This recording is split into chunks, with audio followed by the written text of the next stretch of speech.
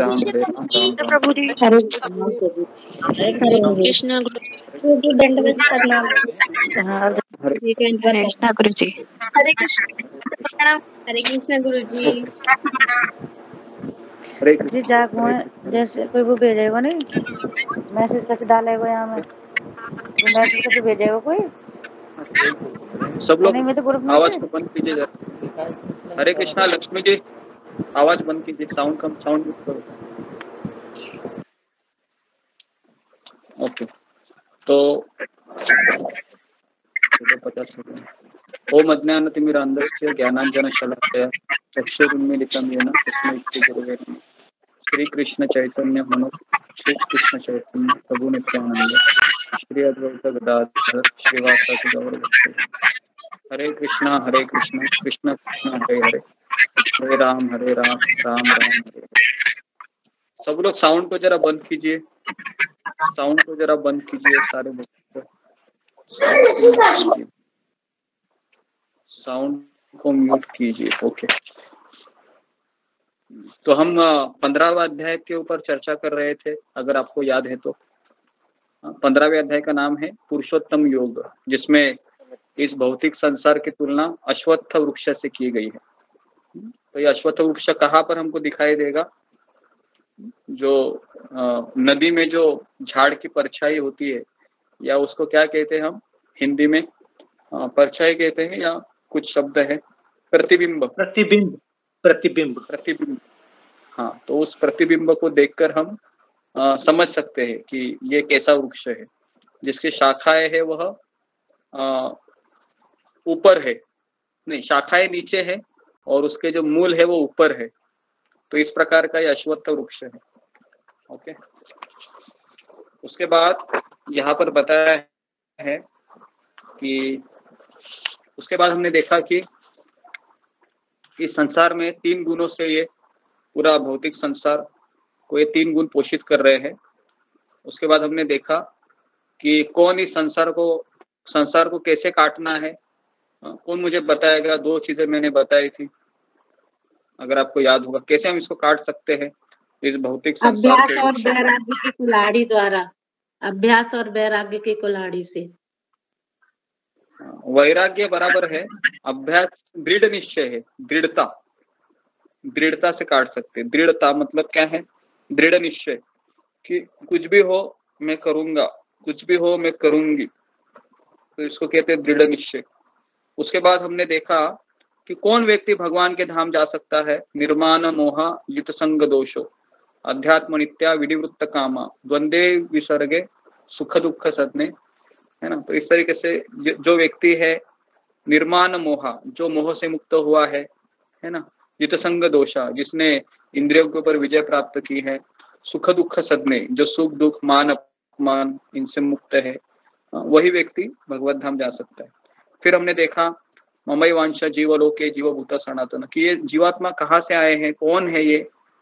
तो भगवान कहते हैं कि मेरे ही अंश है और मन और 6 इंद्रियों के साथ, मन और 5 इंद्रिय, 6 इंद्रियों के साथ यह संघर्ष कर रहे। तो इतना सब हमने देखा था। करीबन मुझे लगता है कितने श्लोक हुए थे हमारे? 15 श्लोक हुए थे, 15, 13, 14, याद है आपको कितने श्लोक हुए थे? 8 हुए थे प्रभु जी। प्रभु जी 8 हुए थे। 9 और 10 हुआ नहीं अभी। 8 कैसे हुए थे? ज्यादा हुए थे लगता है। हाँ 8 हुए थे बराबर, 8 हुए थे। तो अभी 9वां श्लोक हम पढ़ेंगे, 9वां, 10वां, 11वां और 12। ओके, तो 4 श्लोक है, तो 4 श्लोक, हाँ 4 श्लोक पढ़िए। सीमा जी पढ़ो 4 श्लोक जी। श्रोत्रम चक्षु स्पर्शनम च रसनम घ्राणमेव च अधिष्ठाय मनश्रायम विषयानुपसेवते। इस प्रकार दूसरा स्थूल शरीर धारण करके जीव विशेष प्रकार का कान, आंख, जीभ, नाक तथा स्पर्श इंद्रिय प्राप्त करता है, जो मन के चारों ओर स्पुंजित है। इस प्रकार वह इंद्रिय विषयों के एक विशिष्ट समुच्चय का भोग करता है। उत्क्रामन्त स्थितं वापिव भुज्जान वा गुणान्वितं विमूढ़ानानुपश्यन्ति पश्यन्ति ज्ञान चक्षुषा। मूर्ख न तो समझ पाते हैं कि जीव किस प्रकार अपना शरीर त्याग कर सकता है, नहीं वे यह समझ पाते हैं कि प्रकृति के गुणों के अधीन वह किस तरह के शरीर का भोग करता है। लेकिन जिसकी आंखें ज्ञान में प्रशिक्षित होती हैं वह यह सब देख सकता है। यतन्तो योगिनश्रेणं पश्यन्तामन्यवस्थितं यतन्तोऽप्यकृतामात्मानो नैन्यं पश्यत चेतसः। आत्म साक्षात्कार को प्राप्त प्रयत्नशील योगी जन यह सब स्पष्ट रूप से देख सकते हैं, लेकिन जिनके मन विकसित नहीं है और जो आत्म साक्षात्कार को प्राप्त नहीं है वे प्रयत्न करके भी यह नहीं देख पाते कि क्या हो रहा है। यदतिगत्यत तेजो जगद्याशयते किलम यद्चंद्रमसि यद्याग्रौ ततेजो विद्यमामकम। सूर्य का तेज जो सारे विश्व के अंधकार को दूर करता है मुझसे ही निकलता है, चंद्रमा तथा अग्नि के तेज भी मुझसे उत्पन्न है। ओके, हरे कृष्ण। तो अभी हम देखिए 9वें श्लोक में भगवान कहते हैं श्रोत्रम चक्षु स्पर्शनम च रसनम घ्राणम एवच। श्रोत्रम मतलब क्या? कान, तो कान को श्रोत्रम कहते हैं। चक्षु मतलब आंखें, स्पर्शनम मतलब स्पर्श करना, रसनम मतलब जीभ से हम जीभ, रसनम जीभ को कहते हैं, घ्राणम मतलब सूंघने की शक्ति। तो जैसा कि हमने, तो यहाँ पर भगवान कहते हैं कि ये 5 ज्ञानेंद्रिय है और 5 इंद्रिय विषय है। और एवं च अधिष्ठाय मन च अयम विषयान उपसेवते। तो यहाँ पर बताएं कि जो मन के चारों ओर संपूजित है और इस प्रकार वह इंद्रिय विषयों के समुच्चय का भोग करता है। तो जीवात्मा जब इच्छा करता है, जैसे इच्छा कहाँ पर निर्माण होती है? कौन बताएगा मुझे, इच्छा कहाँ निर्माण होती है? हमारी इच्छा कहाँ निर्माण होती है? बुद्धि में प्रभु जी। मन में इच्छा निर्माण होती है कि मुझे अभी क्या करना है। लेकिन मन में इच्छा होने के पहले हम आंखों से कोई चीज देखते हैं और फिर मन क्या करता है, उसको कैप्चर करता है। और फिर मन क्या करता है, वह आपके हृदय में वो इच्छा को तीव्रता से वो प्रदर्शित करता है। और फिर मन ठान लेता है कि अभी मुझे इसको पूरा करना है। तो फिर ये मन क्या करेगा? मन ये हाथ, पैर, कान, नाक, जीभ, त्वचा इसका इस्तेमाल करेगा अपनी इच्छा को पूर्ण करने के लिए, क्योंकि मन तो पूर्ण नहीं कर सकता कोई भी इच्छा, केवल इच्छा ही कर सकता है। लेकिन इच्छा निर्माण करने के लिए ज्ञानेंद्रिय है यहाँ पर, जैसा यहाँ पर बताया है, कानों से देखना, नहीं, कानों से सुनना, आंखों से देखना, जीभ से रसनम चखना, तो ये सब चीजें बताया गया है। तो मनुष्य है वह कर्म बंधन में क्यों अटकता है? तो यहाँ पर बताया है कि क्योंकि वह 5 इंद्रियों से भोग करता है। तो तात्पर्य में प्रभुपाद लिखते हैं, यदि जीव अपनी चेतना को कुत्ते तथा बिल्लियों के गुणों जैसा बना देता है तो उसे अगला जन्म कुत्ता और बिल्ली का प्राप्त होता है। तो प्रभुपाद लिखते हैं कि वास्तविक चेतना है वह कृष्ण भावना में है, लेकिन जब हम भौतिक गुणों के अंतर्गत आते हैं, सत्वगुण, रजोगुण, तमोगुण, तो हमारी चेतना कृष्ण भावनामय नहीं होती है। तो हम माया के वशीभूत होकर अलग अलग इच्छाएं करके इस संसार में 84 लक्ष योनि में घूमते रहते हैं। ओके, तो अभी भगवान 10वें श्लोक में कह रहे हैं कि कौन व्यक्ति है जान सकता है कि किस तरह से मैं भटक रहा हूँ, किस तरह से मैं इंद्रियों के विषयों के चक्कर में आने के कारण मुझे देहांतर करना हो रहा है। तो भगवान 10वें श्लोक में कह रहे हैं, उत्क्राम अंतम स्थितम वापि बुज्जानन वा गुणान्वितम विमूढ़ा नानुपश्यन्ति। विमूढ़ा मतलब मूर्ख लोग, नानुपश्यन्ति मतलब ये समझ नहीं पाते। क्या नहीं समझ पाते? कि उत्क्रामंतम स्थितम वापि। उत्क्रामंतम मतलब शरीर त्यागने के बाद जीवात्मा का क्या होता है, ये समझ नहीं पाते हैं। ठीक है। तो इसके लिए कौन व्यक्ति देख सकता है? तो आखिरी लाइन में बता है पश्यन्ति ज्ञान चक्षुषा, जिसके पास ज्ञान के चक्षु है वही देख सकता है कि क्या हो रहा है मेरे साथ, है ना। तो इसके लिए जिसकी आंखें ज्ञान में प्रशिक्षित होती है वह यह सब देख सकता है। तो कौन मुझे बताएगा कि ये ज्ञान चक्षु कौन हमको प्रदान करता है? ज्ञान चक्षु गुरु गुरु गुरु ये ज्ञान चक्षु प्रदान करता है। लेकिन ये ज्ञान चक्षु है वो गुरु शिष्य परंपरा से आती रहती है, और जब हम इसको प्रामाणिकता से इसको फॉलो करते हैं तो फिर हम हर चीज को सही तरीके से देख सकते हैं। जैसा अभी मैं यहाँ पर देख रहा हूँ कि मेरे ऊपर लाइट है, पंखा है ना, मेरे बगल में कोई बैठा हुआ है, उसके बाद खिड़की है, दरवाजा है ना। तो इसको क्या कहते हैं? मैटर कहते हैं, पदार्थ। इसमें जान नहीं है ना। लेकिन भगवान कहते हैं कि मैं परमात्मा के रूप में हर कण कण में उपस्थित हूँ।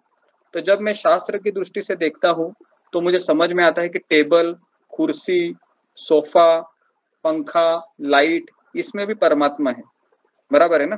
तो फिर मैं क्या करूंगा? उसको पैर नहीं लगाऊंगा फिर, बराबर ना। हम पैर लगाना चाहिए कोई वस्तु को? आप बताइए, पैर लगाना चाहिए? नहीं लगाना। क्यों नहीं लगाना चाहिए? क्योंकि हमको पता है उसमें परमात्मा है ना। परमात्मा कण कण में है, तो मैं क्यों वस्तु को मैं पैर लगाऊंगा? तो आप में से कितने लोग पैर से वस्तु उठा के देते हैं? झुकने की कुछ लोग है वो झुकना नहीं चाहते हैं, तो कुछ लोग इसे पैर से उठा के देते हैं। जी मेरी प्रॉब्लम है थोड़ी सी लेकिन नहीं, ऐसा नहीं करना चाहिए हमें। जी प्रभु, पैर से उठाना नहीं चाहिए कोई भी, क्योंकि हर वस्तु में भगवान होते हैं, हर वस्तु में। ओके, तो इसको कहते हैं ज्ञान चक्षुष। ठीक है, सबको क्लियर है? तो इसके लिए जब हम पानी से नहाते हैं, है ना, तो भगवान कहते हैं पानी मेरी शक्ति है। तो कितने लोगों को नहाते हुए भगवान की याद आती है कि ये पानी मेरे शरीर पे उड़ रहा है, तो ये पानी भगवान की शक्ति है। और हम जब बकेट लेते हैं, हाँ, तो बकेट भी एक वस्तु है, इसमें भी परमात्मा है। तो हम इस तरह से सोचते हैं कभी? बता जी प्रभु जी, आँख बंद करते हैं ना तो ऐसे लगता है नाम लेते स्नान करते हैं। गुरु जी आता है यार ये वाला तो। हाँ, तो ये समझना चाहिए, नहीं तो क्या होगा, फिर हमको ज्ञान चक्षु प्राप्त नहीं होगी। ज्ञान चक्षु मतलब हर चीज को आपको देखना है, मॉनिटर करना है ना। तो कभी कभी क्या होता है, हम वस्तुओं में परमात्मा देखेंगे, लेकिन जीवित व्यक्ति में भी परमात्मा को देखना चाहिए, बराबर ना। नहीं तो क्या होगा, हम वस्तुओं में परमात्मा को देखेंगे और हमारे आजू बाजू में जो लोग रह रहे हैं उनको हम अवॉइड करेंगे। तो ऐसे नहीं करना है प्रभु जी। एक्चुअली मैं डोरमेट होता है ना, कभी कभी उससे पैर लगा के जरूर मैं वो कर देती हूँ, कुछ नहीं होता। तो उसको भी भगवान से देखना है। हाँ, डोरमेट को डोरमेट को भी पैर नहीं लगाना चाहिए। डोरमेट को हाथ से उठाना चाहिए और दरवाजे के बाहर जोर से उसको मार के सारा धूल उसको भगाना चाहिए। नहीं, कभी कभी तो ऐसा हो जाता है।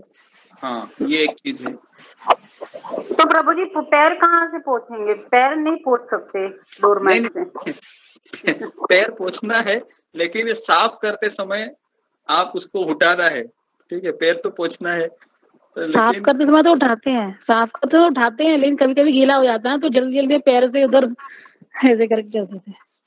ठीक है, वो डोरमेट को छोड़ दो, बाकी की चीजों को थोड़ा सा ध्यान रखो। बाकी चीजों को पैर नहीं लगाते किसी को भी, डोरमेट के अलावा।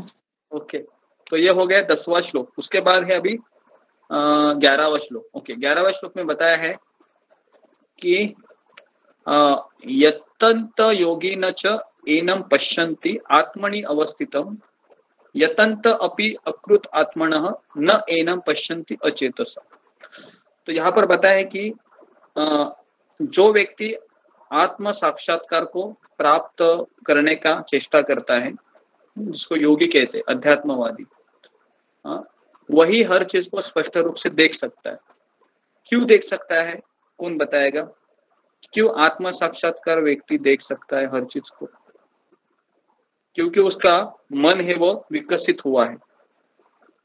मन के 3 कार्य है। कौन बताएगा मुझे मन के 3 कार्य कौन से है? मन के 3 कार्य हैं। मन भ्रमित करता है। करना, हाँ, डिस्क्रिमिनेशन था और क्या था? मन का क्या कार्य है? 3 कार्य है। सोचना, सोचना, फाइट उसके करना, बाद डिस्क्रिमिनेशन करना और एक चीज और था, याद नहीं आ रहा। काम, सोचना, लालच करना भी तो होता है ना। लालच करना, अनुभव करना, हाँ, हाँ, अनुभव करना। संकल्प करना और भेद करना, संकल्प करना। संकल्प और विकल्प बुद्धि के कार्य है। संकल्प, डिटर्मिनेशन, डिस्क्रिमिनेशन, ये सब बुद्धि के कार्य। मन के कार्य क्या है? सोचना, मन भावना, थिंकिंग, फीलिंग एंड विलिंग। तीन चीज को याद रखो। थिंकिंग मतलब विचार करना, फीलिंग मतलब अनुभव करना, और विलिंग मतलब कार्य करना। मन से भी हम कार्य करते कि नहीं?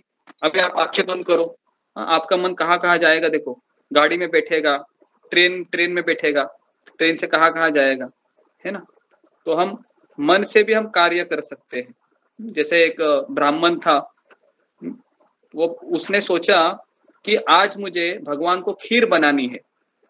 तो उसने क्या किया? मन में ही दूध लाया, उसको फिर बॉईल करने के लिए रखा। बॉईल करने के बाद उसने उसमें राइस डाला, राइस के बाद शक्कर डाला, उसके बाद और उसको गर्म करके हिलाते रहा। उसके बाद काजू बादाम पिस्ता सब डाला, है ना? उसके बाद उसने ये सब मन में किया। उसने भगवान को भोग लगा रहा था। तो उसके बाद उसने सोचा कि अभी मुझे देखना है कि ये खीर मुझे भगवान को अर्पण करना है, लेकिन अभी बहुत गर्म होगी, तो मैं उसमें उंगली डाल के देखता हूँ। तो उसने जैसे उंगली डाली तो उसको चटका लग गया। समझ में आ रहा है? उसको चटका लग गया और उसका हाथ है ना, वो जल गया। वो देख रहा था कि मेरा हाथ है वो जल रहा है ना? तो आप सोच सकते हो क्या कि अगर हमारा मन पूरी तरह से भगवान के चिंतन में लगा हुआ है, तो आप मन में भी आप भगवान को भोग लगा सकते हो, मन में भी आप वृंदावन जा सकते हो। समझ में आ रहा है? उसको मानसिक परिक्रमा कहते हैं। हरे कृष्णा प्रभु जी, जैसे मानसिक पूजा। हाँ, मानसिक पूजा, मानसिक परिक्रमा जो हम मन से करते हैं। तो हमारे गुरु महाराज है, वह रोज वृंदावन में जाते हैं मन से। राधा कुंड, श्याम कुंड, मदन मोहन, गोपीनाथ, गोवर्धन परिक्रमा भी हम मन से कर सकते हैं। प्रभु जी मैं करती हूँ मानसिक परिक्रमा डेली रात को वृंदावन की। अच्छा है, अच्छा है, अच्छा। तो रोज आप क्या करो, कम से कम 5 मिनट है ना, आज से आंखें बंद करो और जहां जहां पर आप वृंदावन में गए हैं, है ना, वहां का आप ध्यान करो। तो कितने लोग करेंगे आज से शाम को, जब भी आपको समय मिले? सब लोग करना, सब लोग। मैं नहीं गई हूँ ना प्रभु जी, मुझे पता नहीं है। मैं भी नहीं गई हूँ, लेकिन मैं कल्पना करती हूँ प्रभु जी। मैं बोलती हूँ गोपाल जी मुझे भी कभी वृंदावन घुमा दीजिए। जी। तो जो लोग नहीं गए हैं, वह YouTube में एक परिक्रमा अवेलेबल है, वृंदावन परिक्रमा। वो आप YouTube में देखिए और उसके ऊपर ध्यान कीजिए। ठीक है, इस तरीके से। अभी हम आगे बढ़ते हैं। यहाँ पर बताया है, जिनका मन विकसित नहीं है, जो आत्मा साक्षात्कार को प्राप्त नहीं है, वे प्रयत्न करके भी यह नहीं देख पाते कि क्या हो रहा है। तो इसके लिए मन अगर विकसित है तो मंत्र का जप करना चाहिए, हरे कृष्ण महामंत्र का, जो सुबह सुबह हम बताते हैं 10-15 मिनट। वो क्यों बताते हैं? क्योंकि हमारा मन अभी लेजी है, अभी नींद से उठा है। तो उसके लिए मन को हम क्या कर रहे हैं, 15 मिनट कानों से हम सुनते हैं हरि नाम की महिमा। तो कितने लोगों को उसका फायदा हुआ है? 7 दिन हुए हैं अभी। तो आपका जप में सुधार आया है 7 दिन में? अगर जितने भी रोज थोड़ा बहुत आया है, अच्छा है। तो रोज हमको सुनना चाहिए। मुझे भी आ गया गुरु जी, फिर से उठने लगी मैं आधी रात को सुनते। अच्छा है, सुना करो। तो ये सब अभी ओके। हाँ, तो अभी 12वें श्लोक में भगवान कहेंगे 12 और 13